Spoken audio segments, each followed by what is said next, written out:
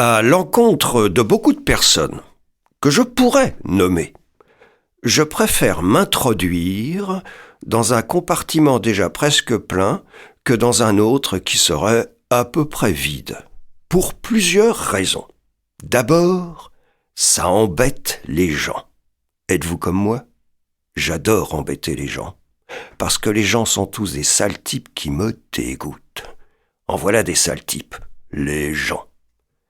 Et puis, j'aime beaucoup entendre dire des bêtises autour de moi, et Dieu sait si les gens sont bêtes.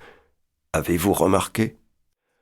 Enfin, je préfère le compartiment plein au compartiment vide parce que ce manque de confortable macère ma chair, blinde mon cœur, armure mon âme en vue des rudes combats pour la vie, struggles for life. Voilà pourquoi, pas plus tard qu'avant-hier, je pénétrais dans un wagon où toutes les places étaient occupées sauf une dont je m'emparais non sans joie.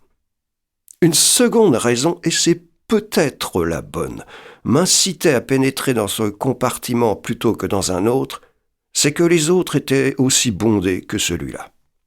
Cet événement auquel j'attache sans doute une importance démesurée se passait à une petite station dont vous permettrez que je taise le nom, car elle dessert un pays des plus giboyeux et encore peu exploré. Parmi les voyageurs de mon wagon, je citerai 2 jeunes amoureux, grands souhaiteurs de tunnel, la main dans la main, les yeux dans les yeux, une idylle. Cela me rappelle ma tendre jouvence.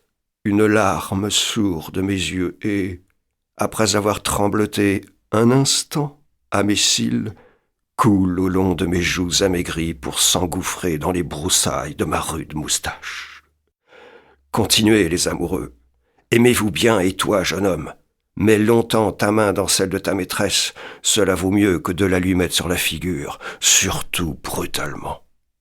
À côté des amants s'étale un ecclésiastique gras et sans distinction, sur la soutane duquel on peut apercevoir des résidus d'anciennes sauces projetés là par suite de négligence en mangeant.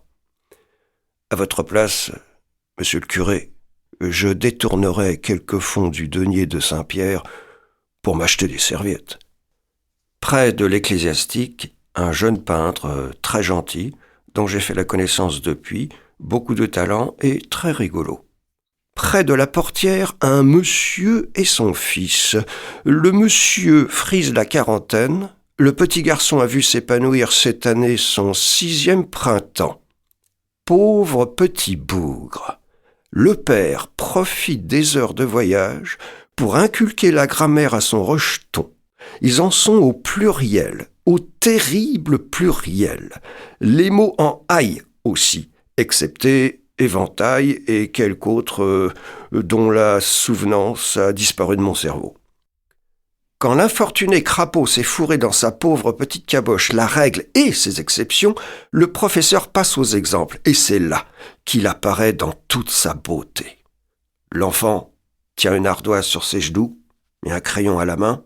« Tu vas me mettre ça au pluriel. »« Oui, papa. »« Fais bien attention. »« Oui, papa. » Le chacal, cet épouvantail du bétail, s'introduit dans un soupirail.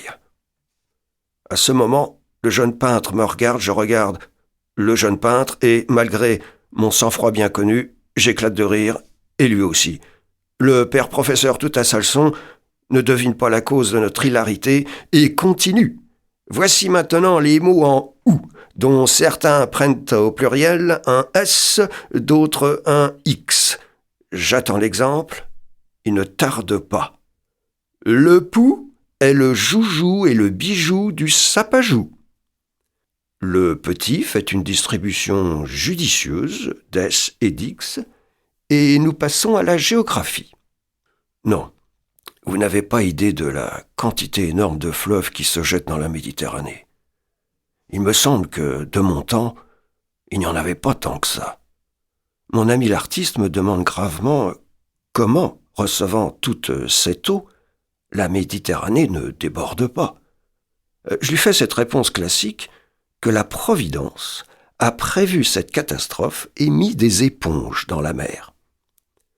Le petit qui nous a entendus demande à son père si c'est vrai. Le père, interloqué, hausse imperceptiblement les épaules, ne répond pas et déclare la leçon terminée. Encouragés par ce résultat, nous tâchons d'inculquer au petit garçon quelques faux principes. Savez-vous, mon jeune ami, pourquoi la mer, bien qu'alimentée par l'eau douce des rivières, est salée ? Non, monsieur. Eh bien, c'est parce qu'il y a des morues dedans. Ah !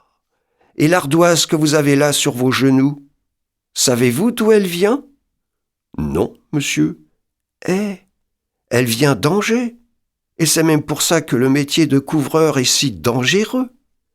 À ce moment, le père intervient et nous prie de ne pas fausser le jugement de son fils. Nous répliquons avec aigreur, avec ça que vous n'êtes pas le premier à le lui fausser, quand vous lui faites écrire que les époux sont les joujoux et les bijoux des sapes à joues, si vous croyez que ça ferait plaisir à Buffon d'entendre de telles hérésies. Nous entrons en gare. Il était temps.